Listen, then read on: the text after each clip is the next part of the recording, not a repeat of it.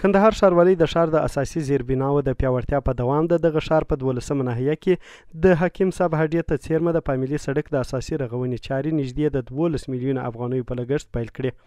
یاد سړک چې د خلکو په تګ راتګ کې خورا مهم رول لري په معیاري ډول رغول کیږي. دغه سړک 1150 متره اوږدوالی او 12 متره پلنوالی لري او ټاکل شوی چې ټولې چارې د 2 میاشتو په موده کې بشپړې سي. د پروژې لګښت د کندهار ښاروالۍ له انکشافي بودیجې څخه تمویلیږي. دا سړک د کندهار ښار په 12مه ناحیه کې د حکیم صاحب هډې ته څیرمه د فامیلي سړک دی چې اوس تازه یې رغنیزې چارې پیل شولې. تقریبا څه باندې 1 کیلومتر اوږدوالی او 12 متره پلنوالی لري. د 12 میلیونه افغانیو په لګښت به ټولې ساختماني چارې د 2 میاشتو په موده کې پای ته ورسیږي. کم پروفایل او کم ډیزاین چې موږ سره کول شوی دی د دې سړک ته د هغه مطابق یې جوړوو چې یعنې مثلا دغه سبګریډ او سب بیس او بیسکورس او دا شیان چې په کم سړک کې راسي هغه عموما یعنې دغه کیفیت ښه کیفیت یا په ښه کیفیت هغه سړک جوړیږي. د 12مې ناحیې اوسیدونکي هم د سړک له رغېدو خوښ دي. هغوی وایي چې پخوا به په دې سړک تګ راتګ ډېر ستونزمن و او خلک یې له ګڼو مشکلاتو سره مخ کړي ول.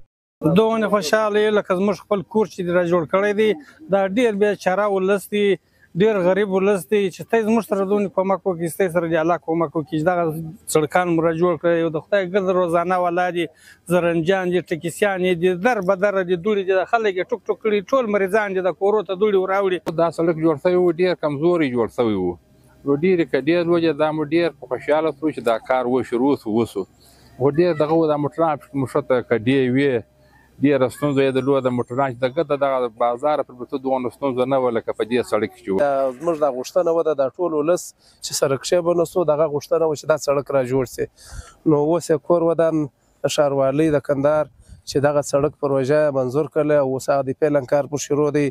د کندهار ښاروالۍ د مسؤلینو په خبره د ښاري خدماتو پیاوړتیا او د ښاري متوازن انکشاف یې له مهمو لومړیتوبونو څخه دی.